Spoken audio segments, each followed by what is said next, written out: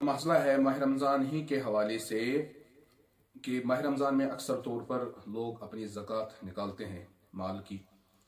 तो इसमें एक मसला ये है कि किसको हम ज़कात नहीं दे सकते। तो इसके लिए एक उसूल और ज़ाब्ता है कि जिसके साथ ज़िवाज या विलाद का ताल्लुक़ हो उसको ज़कात नहीं दे सकते। ज़िवाज का मतलब है कि मियाँ बीवी एक दूसरे को ज़कात नहीं दे सकते। इन्हें चूँकि उनका आपस में निकाह हो चुका होता है तो बीवी शौहर को नहीं दे सकती और शौहर जो है बीवी को ज़कात नहीं दे सकता।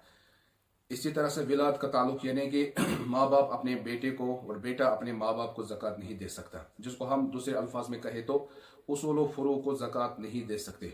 उसूल का मतलब हो गया कि बाप है, माँ है, दादा है, दादी है, नाना है, नानी है, परदादा है, परदादी है, इसी तरह से ऊपर तक इनको जो है ज़कात नहीं दे सकते। इसी तरह से नीचे फुरुआत के अंदर बेटे को ज़कात नहीं दे सकते, बेटी को ज़कात नहीं दे सकते, इसी तरह से पोते को ज़कात नहीं दे सकते और नवासे को ज़कात नहीं दे सकते, नवासी को ज़कात नहीं दे सकते। इसी तरह से नीचे तक जितने भी आते हों उनको एक शख्स ज़कात नहीं दे सकता।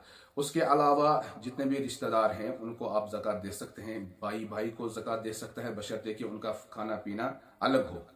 इसी तरह से आप भतीजे को और भतीजी को, मामू को, खालू को, इसी तरह से चचेज़ाद को, मामूज़ाद को, फूफीज़ाद को, इनको आप ज़कात दे सकते हैं और उसमें आपको डबल अजर मिलेगा, एक तो ज़कात अदा करने का और सिला रहमी का भी।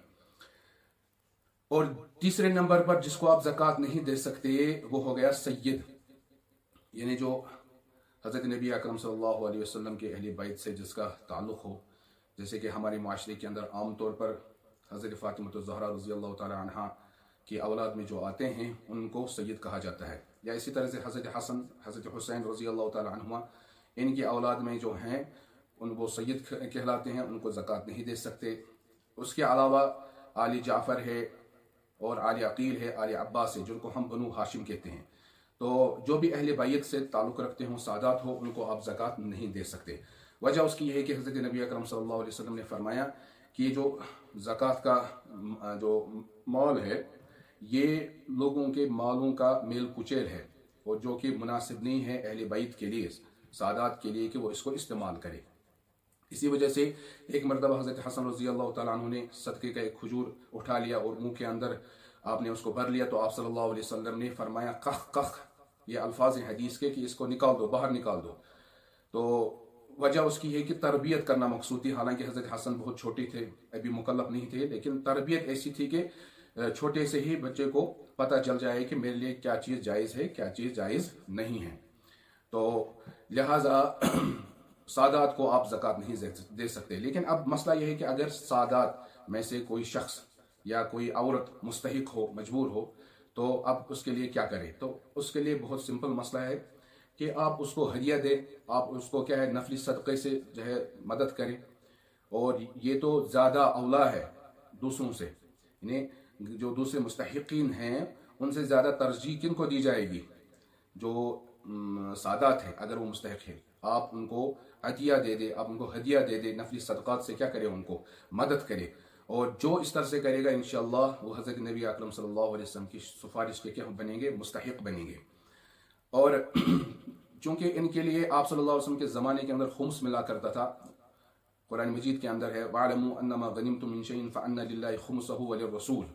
मगर चूँकि वो मैकेनिज़्म अब नहीं रहा, वो सिस्टम अब नहीं रहा, लिहाजा हम में से हर एक को चाहे कि दाएँ बाएँ देखे, अगर कोई सादात है, वो मुस्तहिक है और मजबूर है, ज़रूरतमंद है, तो हम अपने ज़ाती माल से ज़कात के अलावा हदाया तहाइफ उसके घर भेजें ताकि जो है उनकी ज़रूरत पूरी हो जाए।